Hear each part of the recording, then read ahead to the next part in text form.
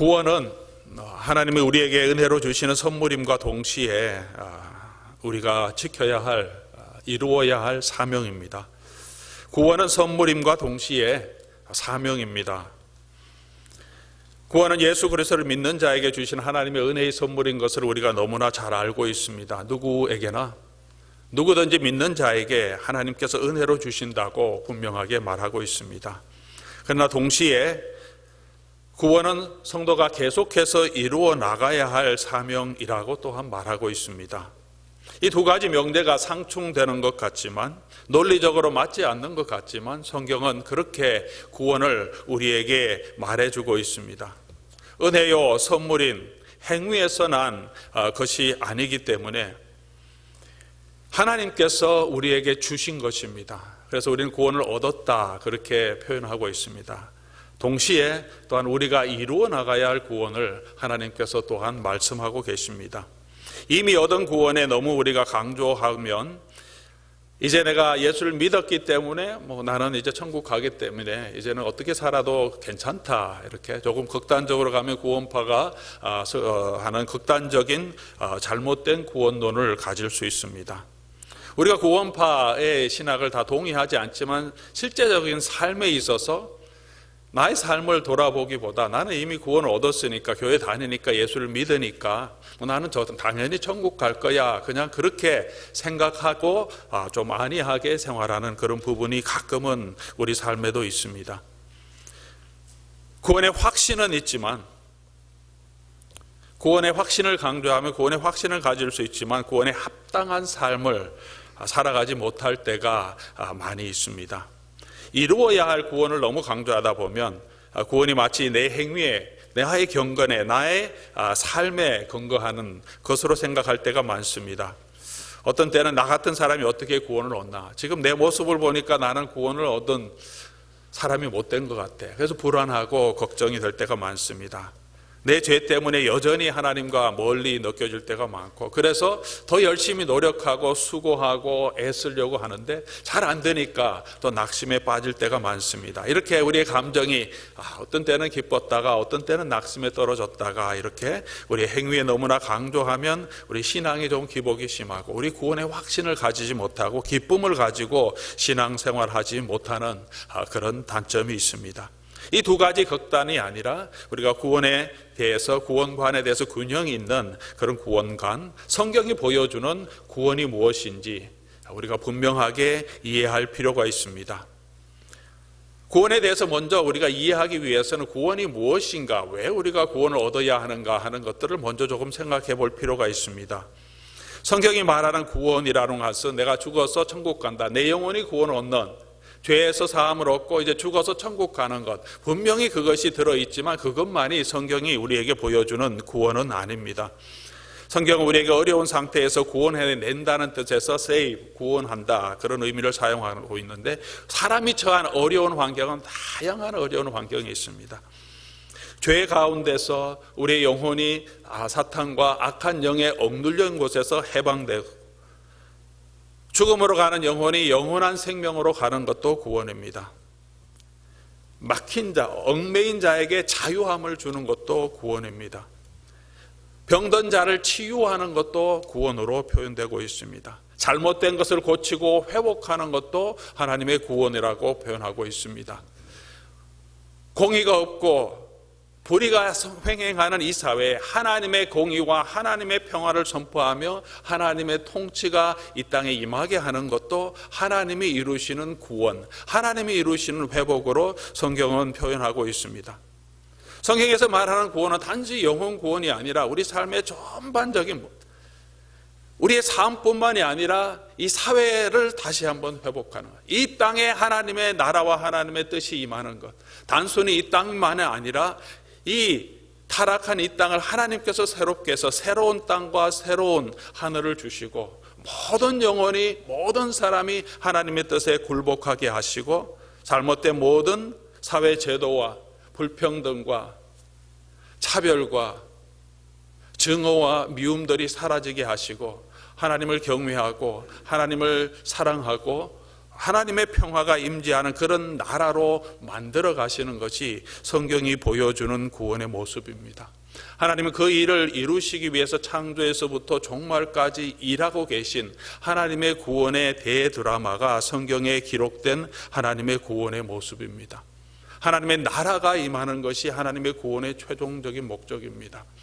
우리가 이 땅에서 완전한 하나님의 나라가 이루어지지 않지만 하나님을 믿고 예수 그리스도를 영접한 하나님의 백성을 통하여서 하나님의 뜻이 우리의 삶에 임하고 교회를 통하여서 이 땅에 하나님의 뜻이 나타나기를 하나님은 원하십니다. 내 영혼만 구원 얻고 이 사회는 버리고 이 사회는 타락한 세상이니까 그냥 떠나서 그냥 내 영혼을 구원 얻고 천국 가는 것이 목적이 아니라 우리의 삶을 통하여서 하나님의 뜻과 하나님의 나라가 이 땅에 임하기를 소원하며 하나님의 나라를 확장하는 것이 하나님이 이루어 가시는 구원의 한 부분입니다. 이 땅에서도 소외된 곳, 가난한 곳, 병든 자를 치유하고 회복시키는 하나님의 구원은 저와 여러분에게 주신 사명이고 하나님이 지금도 이루어 가시는 사명입니다.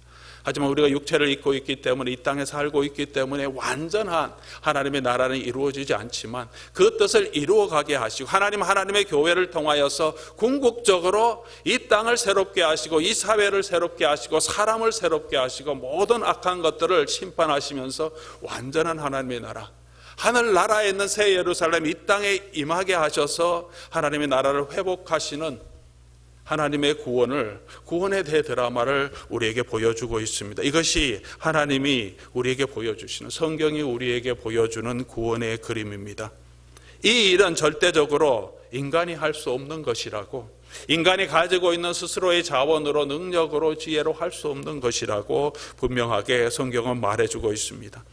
우리가 가지고 있는 제한된 자원으로, 우리 자신의 노력으로, 인간이 가지고 있는 덕성으로 우리를 구원의 길로 이끌어 갈 수 없습니다. 우리 자신을 조금 더 나은 사람으로는 만들 수 있지만 완전히 죄에서 자유함을 얻고 영원한 생명을 얻고 모든 육체의 질병 가운데서 치유함을 얻고 사망을 이길 수 있는 악한 세력과 사탄의 능력과 우리를 억압하고 있는 모든 죄의 권세에서 우리를 해방시켜 줄 수 있는 그런 구원으로는 우리를 이룰 수 없다고 성경은 분명하게 말하고 있습니다. 지난 5,000년 동안의 인류 문명의 역사를 우리가 살펴봐도 알 수 있습니다. 인류가 제도를 통해서, 사상을 통해서, 정치를 통해서, 또는 교육을 통하여서 더 나은 세상, 더 잘 사는 세상, 더 좋은 세상을 만들어 보려고 여전히 노력하고 있습니다. 지금은 과거보다 문명도 훨씬 발달됐고 지식도 엄청나게 축적되어 있습니다. 교육에 대해서도 과학도 훨씬 발전했습니다. 지식과 교육과 과학이 발달했다고 해서 오늘 우리 현대의 사회가 2000년 전의 세상보다 훨씬 더 좋은 세상이 되었습니까? 현대에 사는 사람들은 2000년 전의 사람들, 1000년 전의 사람들보다 훨씬 많이 변화되고 인격적으로, 신앙적으로 훨씬 성숙한 삶을 살고 있습니까? 오늘 이 시대에 교육받고 있는 21세기에 교육받고 있는 우리의 자녀들은 우리보다 훨씬 더 좋은 교육과 과학적인 지식을 갖고 있기 때문에 사람이 훨씬 더 좋아졌습니까?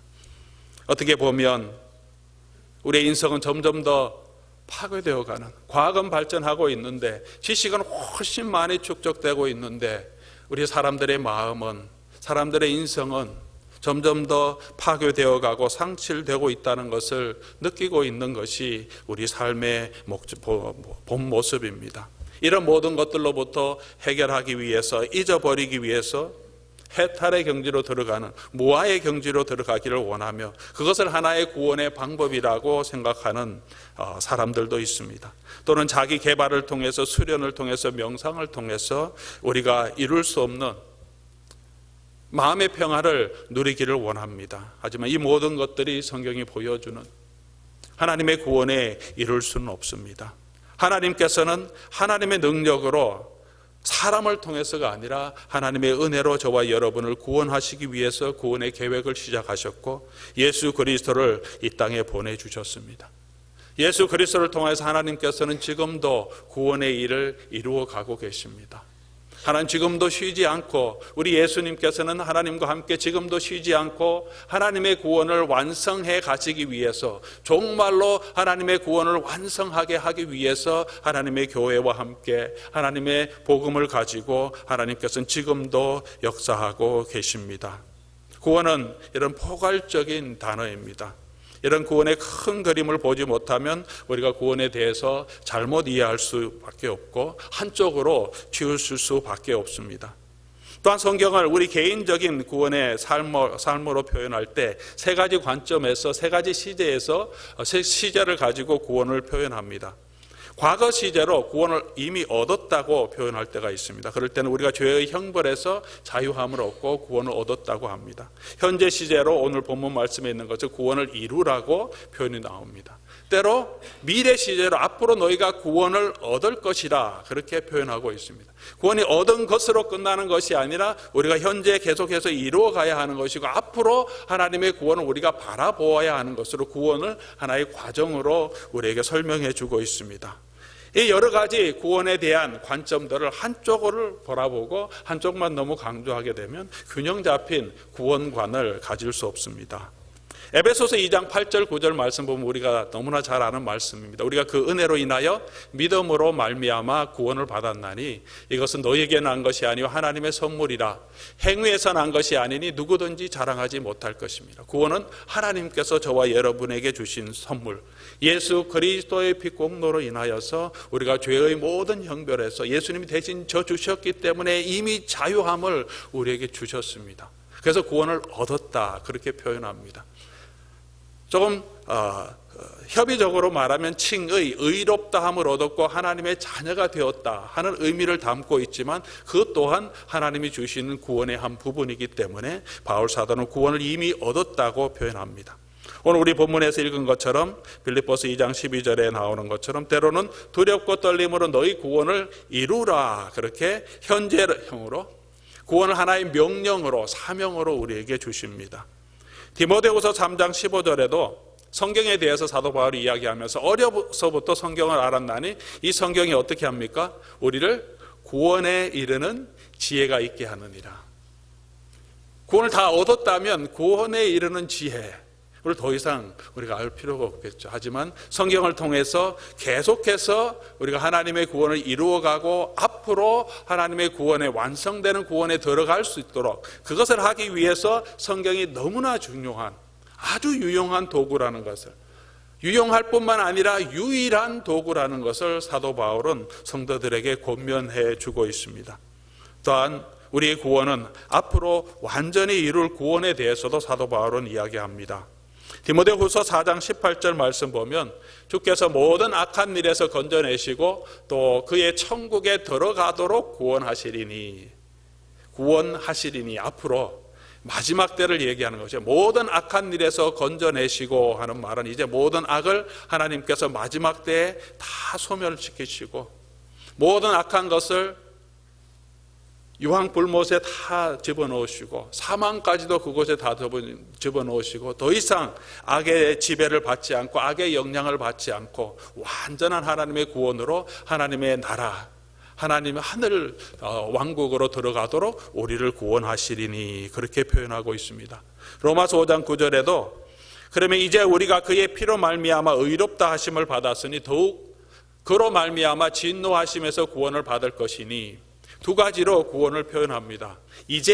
지금 예수님의 피로 우리가 구원을 얻었습니다. 그것을 의롭다함을 받았다 그렇게 말합니다. 그것과 대조해서 더욱 그로 말미암아 한 것은 이제 현재의 상황과 비교해서 앞으로의 상황을 지금 말하고 있습니다. 앞으로 진노하심에서 너희가 구원을 얻을 것이다. 마지막 때 우리가 진노하심 마지막 심판에서 구원을 얻을 수 있는 그 근거는 지금 우리가 예수 그리스도의 피로 하나님께서 칭의를 받아야지 마지막 때에 우리가 하나님의 진노에서 구원을 얻게 되는 것입니다. 하지만 지금 칭의를 얻은 그것이 끝나는 것이 아니라 구원은 앞으로 계속 우리의 삶을 통해서 진행되고 마지막 그때 하나님께서 우리의 모든 심판대 앞에서 우리를 다시 의롭다 확정해 주시고 하나님의 영원한 나라로 들어갈 그때 우리의 구원이 완성된다는 것을 성경은 우리에게 보여주고 있습니다. 조금 정리하면 구원은 하나님께서 이루시는 하나의 과정이라는 것입니다. 그래서 개혁주의 신학에서 우리 구원의 여정, 서정이라는 말을 씁니다. Order of Salvation. 그렇게 해서 어떤 분은 8가지로, 어떤 분은 9가지로 정리하는데, 하나님께서 우리를 부르시고, 하나님께서 내적으로 부르시고 복음으로 부르실 때 저와 여러분이 성령께서 우리 가운데 역사해서 우리를 새롭게 살리는 중생의 역사가 나타납니다. 중생의 역사와 동시에 밖으로 드러나는 것은 회개하고 예수 그리스도를 믿는, 회개하고 예수 그리스도를 믿음으로 주어지는 축복이 동시에 일어나지만 칭의, 우리를 의롭게 하시고 우리를 하나님의 양자 삼아주시고 하나님과 화평케 하시고 그리고 우리를 거룩하게 하시고 계속해서 거룩할 수 있도록 성화의 과정을 겪게 하시고 우리가 구원의 확신 가운데에서도 끝까지 하나님께서 우리를 인도하시고 성도에 견인하시고 맨 마지막에 하나님께서 영화로 우리를 이끌어 가십니다. 구원의 이 모든 것이 구원의 서정, 구원의 과정이라고 말합니다. 한 부분 한 부분이 구원이지만 이 전체의 과정이 또한 하나님께서 한 개인을 구원하시는 구원의 과정이라고 우리는 알고 있습니다. 그것을 우리에게 성경은 분명하게 보여주고 있습니다. 자연인이 태어나서 성장하고 죽어가듯이 하나님 안에서 새롭게 태어난 영혼은 성장하고 자라가서 이제 죽는 것이 아니라 영원한 생명으로 들어가는 삶의 과정을 가지고 있습니다. 이 모든 것이 믿음으로 하나님의 은혜로 얻게 되는 것입니다. 하나님의 은혜로 우리가 구원을 얻는다고 하는 것은 우리가 아무것도 하지 않아도 된다는 것은 아니라는 것입니다. 우리의 구원이 전적으로 하나님의 은혜 가운데, 하나님의 예수 그리스도의 십자가의 공로 가운데 있는 것이지 나의 노력, 나의 수고로 우리가 구원을 얻는 것은 아닙니다. 하지만 나의 수고, 나의 노력, 나의 헌신이 전혀 없어도 된다는 것이 아닙니다. 아무리 내가 수고해도 그 수고가 나를 구원으로 이끄는 근거는 되지 못하지만 하나님께서는 저와 여러분에게 100% 전적으로 하나님을 따르고 순종하실 것을 요구하고 있습니다. 우리가 칭의를 얻을 때, 의롭다함을 얻을 때도 우리는 예수 그리스도를 전적으로 의지해야 합니다. 예수 그리스도께 완전히 맡겨야 합니다. 나는 할 수 없습니다. 나는 죄인입니다. 나는 스스로 나를 구원할 수 없습니다. 오직 주님의 은혜밖에 없습니다는 완전한 믿음이 저와 여러분을 구원으로 이르게 합니다. 우리가 계속해서 성화의 과정을 살아갈 때, 우리가 때로는 성화 구원이라는 표현도 쓰는데, 성화의 과정을 살아갈 때도 믿음으로 살아가야 합니다. 우리가 가지고 있는 진정한 믿음은 우리를 순종으로 이끄는 믿음이기 때문입니다. 사도 바울이 말하는 믿음은 순종하게 하는 믿음, 성령의 열매를 나타나게 하는 믿음이지 그냥 말로만 믿는 그런 믿음이 아닌 것을 분명하게 하고 있습니다. 우리가 마지막으로 하나님의 심판대 앞에 섰을 때도 어떻게 저와 여러분이 하나님의 구원으로 들어갈 수 있습니까?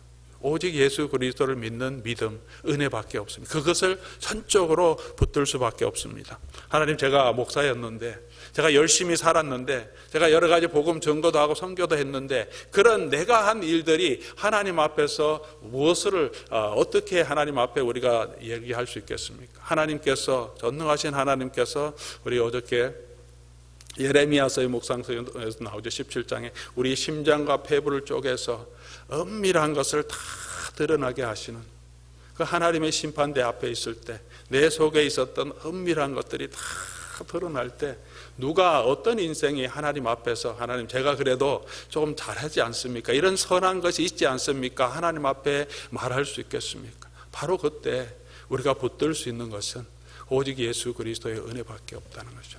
예수 그리스도의 은혜밖에. 하나님 앞에서 하나님 나를 돌봐 주셔, 내게 은혜를 베풀어 주셔 할 수 있는 근거는 아무것도 없다는 것입니다. 구원의 시작부터 끝까지 하나님의 은혜, 예수 그리스도를 믿는 믿음 가운데 저와 여러분이 구원을 얻는데, 구원은 그냥 한번 한순간에 얻고 끝나는 것이 아니라 이 전 과정 가운데 함께 하시고, 우리에게 이미 얻은 구원이 있으면 그 얻은 구원을 근거로 해서 계속해서 이 구원을 이루어 가야 하고, 마지막 하나님께서 주실 영원한 구원을 바라보며 걸어가는 저와 여러분이 되어야 한다는 것입니다. 우리가 때로 구원을 표현할 때 천국으로 가는 기차로 표현할 때가 많습니다. 우리 주일학교 때 불렀던 찬양 때문에 그런 것, 하늘 구원 가는 열차 올라타고서 그런 노래 때문에 그렇게 개념이 많이 생각되는 것 같습니다. 구원을 표현할 때 천국 가는 티켓, 천국 가는 열차를 타는 것으로 표현하기보다는 성경적인 전체 개념을 살펴보면 천국으로 걸어가는 순례의 여정으로 표현하는 것이 훨씬 더 성경적인 개념에 맞다고 생각합니다. 열차를 타면 그냥 가는 것이 아니라 내가 계속해서 걸어가야 하는 여정이 있다는 거죠. 우리가 이 세상에 사는 동안에는 우리가 하이킹을 할 때 시작점이 있고, 내가 이제 이 코스로 이렇게 가야 되겠다 결정하면 그 길을 하나하나 걸어가야 되겠죠. 신앙생활은 그런 함께 하나님과 걸어가는, 예수님과 함께 걸어가는 순례의 길이라고 표현하는 것이 훨씬 더, 비유에는 한계가 있겠지만 더 성경적인 모습이 아닌가, 그런 생각이 많이 듭니다. 순례의 길을 갈 때는 먼저 길을 선택해야 합니다. 어느 곳을 갈까? 두 가지 길이 있다고 성경은 말하고 있습니다. 좁은 길이 있고 영생으로 인도하는 길이 있고, 좁은 문이 있고, 많은 사람들이 가는 넓은 길이 있고, 멸망으로 인도하는 큰 문이 있다. 어느 길을 갈 것인가 우리가 선택하는 것이 믿음의 첫 단계입니다. 사랑하는 성도 여러분, 여러분은 어떤 길을 선택하고 있습니까? 여러분, 예수 그리스도를 따라서 사는 예수 그리스도의 길, 예수 그리스도께서 우리에게 보여주신 좁은 길, 영생으로 인도하는 그 길을 여러분은 선택하고 이 자리에 나오신 줄 믿습니다. 그 길을 선택하셨다면 그 길을 따라서 끝까지 믿음으로 걸어가는 저와 여러분 될 수 있기를 바랍니다.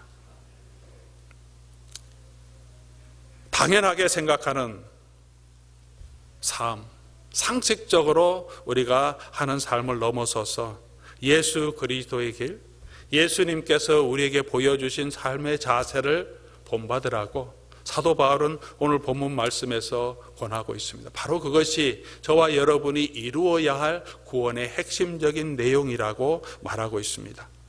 오늘 본문으로 돌아가면 12절에서 그러므로 나의 사랑하는 형제들아, 너희가 나 있을 때뿐만 아니라 지금 나 없을 때에도 항상 복종하여 두렵고 떨림으로 너희 구원을 이루라, 그렇게 말합니다. 이루라는 것은 수행하라는 뜻입니다. 사명을 줬으면 그 사명을 실제적으로 이루어질 수 있도록 행하라, carry out, 영어로는 그렇게 표현하는데, 이루라, 수행하라는 뜻입니다. 구원의 축복과 선물을 받았기 때문에 그 은혜에 걸맞게 이제 합당하게 생활하라. 사도 바울이 빌립보서 1장에서 얘기한 것, 이제 너희가 하나님의 공동체답게 세워가기 위해서, 성령이 임하는 공동체로 세우기 위해서 예수 그리스도의 자세를 가지라, 그렇게 말한 것과 동일한 성상에서 이제 그 구원을 이루어가라, 그렇게 말하고 있습니다. 우리가 구원을 이미 얻었기 때문에 아무것도 안 해도 그냥 살아도 우리가 그냥 천국으로 간다, 그렇게 가르치는 성경 구절은 없습니다. 우리가 구원을 얻었기 때문에, 그 은혜의 특권을 얻었기 때문에 감사하면서 그 구원에 합당하게, 또 그 구원을 계속해서 이루어 가도록 저와 여러분에게 요구하십니다. 사도 바울은 여기서 구원을 이루라고 할 때 너희 구원을 이루라, 그렇게 말합니다. 너희 구원을. 조금 더 이 헬라어 단어를 지적하면 너희 자신의 구원을, 너희 각자의 구원을, 이런 의미도 포함되어 있습니다. 강조해서 쓰고 있습니다. 여러분 자신이 각자에게 주어진 구원을 이루어가야 합니다. 우리에게 주신 하나님의 은혜와 소명과 부르심이 있습니다. 내게 주신 하나님의 구원의 은혜가 있습니다. 그 은혜를 붙들고, 그 사랑을 붙들고 우리가 계속해서 우리가 그 구원을 이루어 가기를 하나님은 원하십니다. 어떻게 이 구원을 이루어 가라고 말합니까? 오늘 이 12절 말씀을 통해서 사도 바울은 세 가지를 우리에게 권면해 주고 있습니다. 이 구원을 이루어 갈 때, 우리의 구원을 이루어 갈 때 첫 번째로 지금 내가 있을 때뿐만 아니라 나 없을 때에도 라고 말합니다. 사도 바울이 그 빌립보 성도들과 함께 있을 때뿐만 아니라 그가 지금 떠나 있지만 언제든지 어떤 상황이든지 사람들이 보든지 바울이 보고 있든지 안 보고 있든지 어떤 상황에서든지 너네가 항상 두렵고 떨림으로 이 구원을 이루어 가라고 하는 것입니다. 환경에 흔들리지 말고 사람들의 눈치 보지 말고 하나님 앞에서 이 구원을 이루어 가라는 것입니다. 우리는 사람의 눈을 많이 의식합니다. 내 직책 때문에 일을 할 때도 있습니다. 체면 때문에 일을 할 때도 있습니다. 그것이 아니라 사람이 보는 데서만 보여주기 위한 신앙생활이 아니라 하나님 앞에서 있든지 없든지, 사람이 보든지 보지 않든지, 혼자 있든지 함께 있든지 하나님 앞에서 서는 신앙의 인격, 인테그리티를 가지라고 우리에게 말합니다. 왜냐하면 하나님께서는 우리의 삶의 은밀한 것까지 감찰하시고 우리가 혼자 있는 그 순간에도 하나님은 여전히 저와 여러분을 보고 계시기 때문입니다.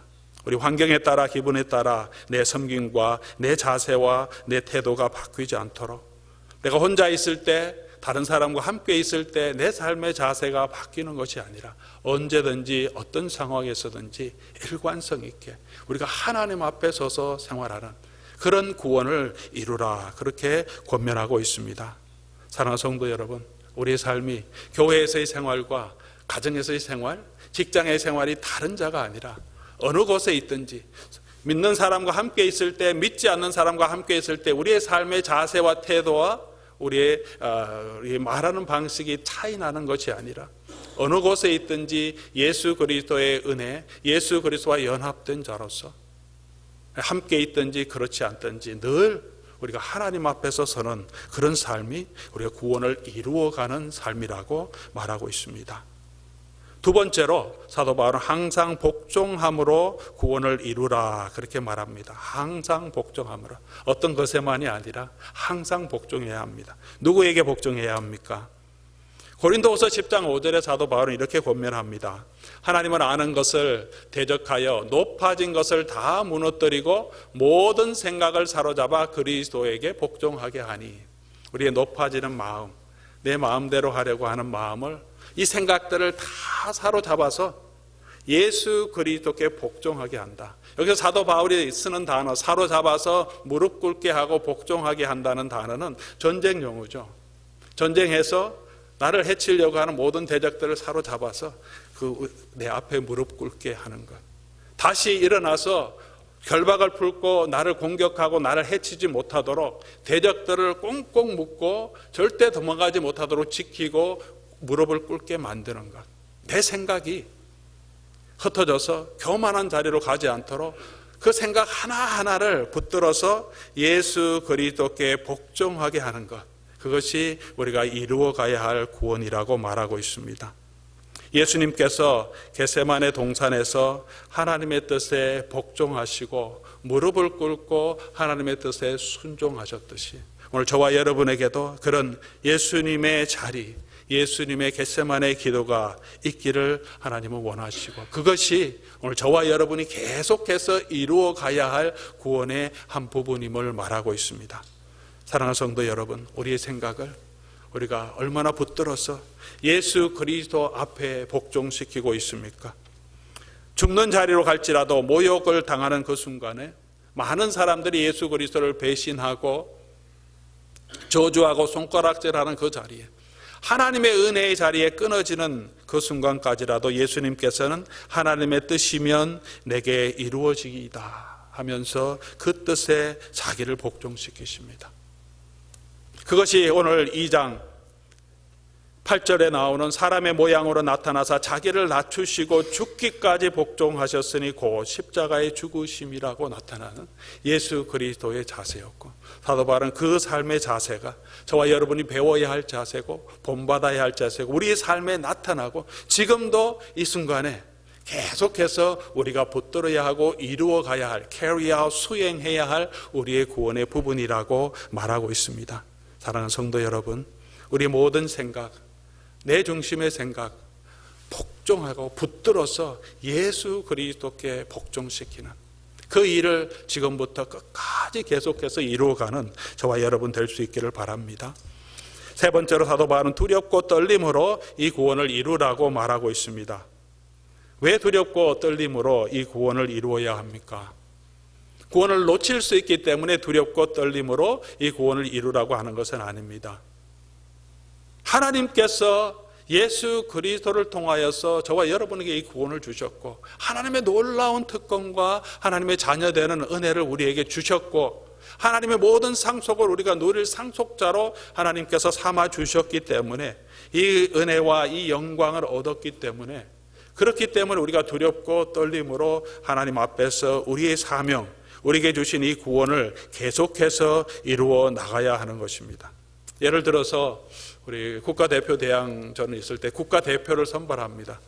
축구 국가대표, 배구 국가대표든 양궁 국가대표든 국가대표 마크를 다는 것이 얼마나 영광스럽고 자부심을 가질 수 있는 일입니까? 그걸 뽑기 위해서 얼마나 사람들이 많이 노력합니까? 국가대표로 선정되었을 때 그가 가지고 있는 자부심, 영광이 얼마나 대단한 것입니까? 동시에 태극 마크를 달고 게임을 임할 때 한 사람 한 사람이 얼마나 중압감 가운데 또 그 일을 감당합니까? 내가 이거 잘해야 되는데, 내 국가를 대표하고 국가의 명예가 내 손에 달려 있는데, 그래서 그들이 참 하나님 이 국가대표로 뽑혔다는 자긍심과 함께 영광과 함께, 그렇기 때문에 거기에서 나오는 책임감을 두렵고 떨림으로 긴장함으로 자기의 최선을 다해서 그 일을 감당하는 그런 삶의 자세를 지금 사도 바울이 우리에게 권하고 있습니다.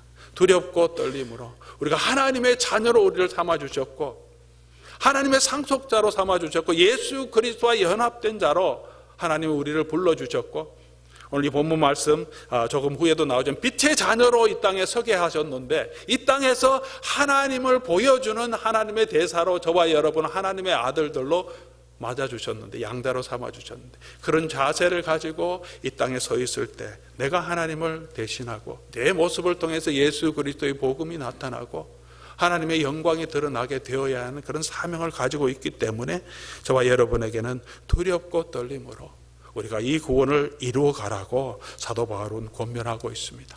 우리에게 주신 이 구원의 은혜 붙들고 계속해서 이 구원을 이루어가는, 마지막 하나님께서 저와 여러분을 하나님의 영광스러운 나라로 데려가실 그때까지 두렵고 떨림으로 항상 복종함으로 언제든지 신실하게 하나님의 구원을 이루어가는 저와 여러분 될 수 있기를 주님의 이름으로 축원합니다.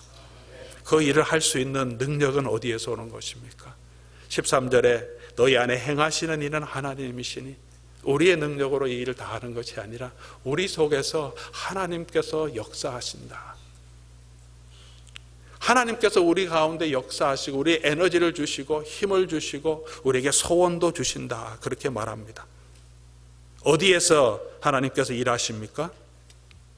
너희 안에 행하신다. 이 너희 안에란 말은 두 가지 관점에서 살펴볼 수 있습니다. 우리 속에서 성령께서 우리 가운데 거하시면서 우리 속에서 성령이 역사하셔서 우리로 하여금 하나님의 뜻을 알고 깨닫게 하시고 하나님을 할 수 있는 능력을 우리에게 부어주시는 그런 의미에서 within us, 우리 안에서 성령이 역사하십니다.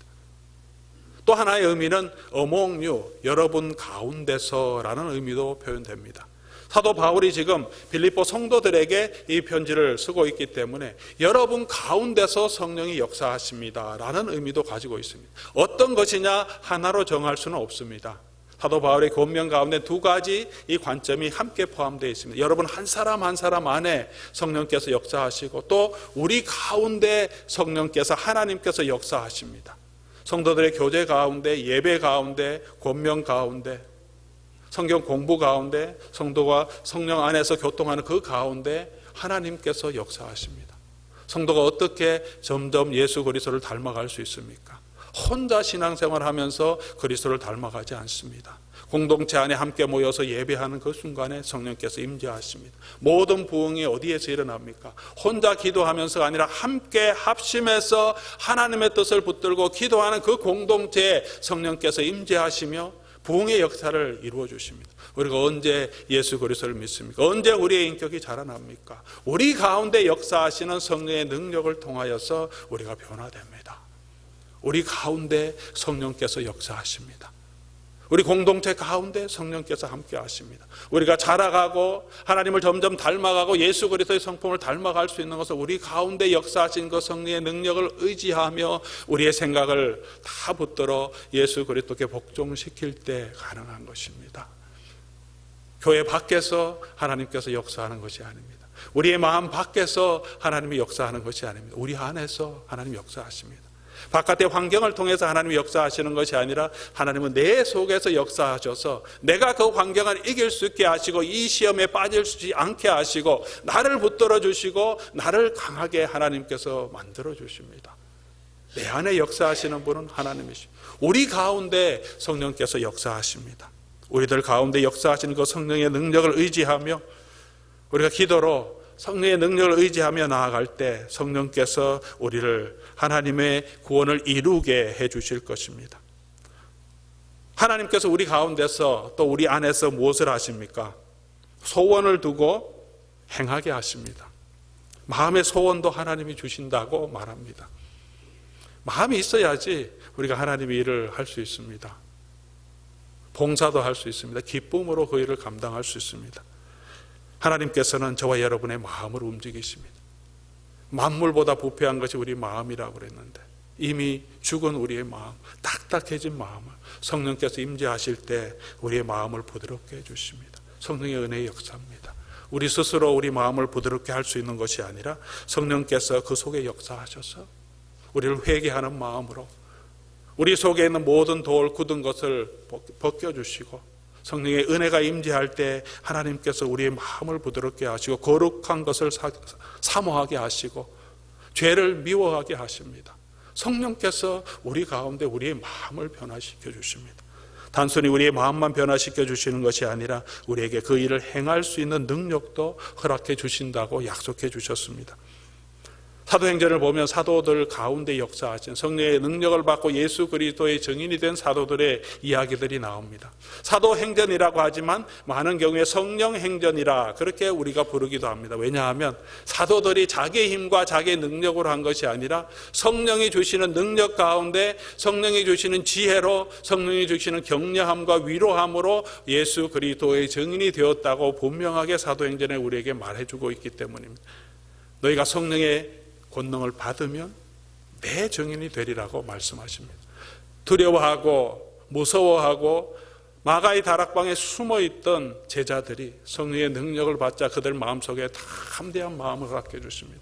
베드로가 성전 가장 중심에서 큰 소리로 외치며 벌벌 떨면서 예수님 모른다고 부인하며 밤에 계집종이 그에게 말할 때도 두려워서 도망갔는데 대낮에 많은 유대인이 있는 대제사장들과 관병들이 다 있는 그곳에서 당당하게 서서 선포합니다. 예수 그리스도께는 죽었고 부활하셨다고. 어떻게 사도 베드로가 그런 담대함을 가질 수 있었습니까? 성령께서 그 마음 가운데 함께 하셨기 때문입니다. 성령께서 우리 마음 가운데 함께 하실 때 우리의 마음속에 기쁨을 주십니다. 핍박 가운데도 그들이 기뻐하며 하나님을 찬양하게 하십니다. 하나님이 전할 말을 생각나게 하셔서 대제사장들 앞에서 사내들인 장로들 앞에서 사도 베드로가 말할 때 그가 학식이 없는 자이지만 그의 고백이 그들을 신문하는 자들을 압도하게 하는 하나님께서 지혜를 주십니다. 우리 속에 무엇을 말해야 될지, 전도할 때 내가 무슨 말을 해야 될지 하나님께서 그때마다 저에게 말씀을 주시고 깨닫게 해주시고 인도하게 해주시고 우리의 지혜가 아니라 하나님의 능력으로 하나님의 지혜로 저와 여러분을 사용하여서 하나님의 도구로 사용해 주십니다. 우리 안에 행하시는 일은 하나님이시니 우리 안에 소원을 두고 우리가 그 일을 할 수 있는 마음도 주시고 또 그 일을 행하게 하십니다. 그 하나님을 의지하며 걸어가는 저와 여러분 될 수 있기를 바랍니다.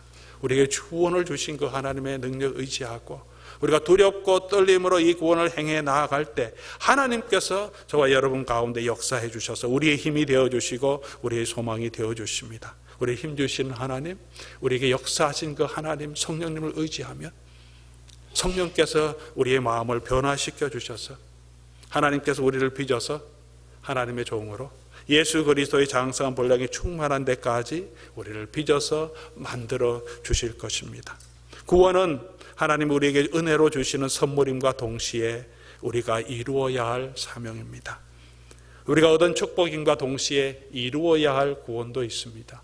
사랑하는 성도 여러분, 우리에게 주신 이 은혜를 붙들고 우리 가운데 소원을 두고 행하게 하신 그 하나님 성령의 능력을 의지하며 오늘도 두렵고 떨림으로 감사함으로 기쁨으로 하지만 하나님이 우리에게 맡겨주신 이 소명에 대한 긴장감을 가지고 하나님의 구원을 오늘 우리의 삶 가운데서 이루어가는, 그래서 하나님 앞에 영광 돌리는 저와 여러분 될 수 있기를 주님의 이름으로 축원합니다.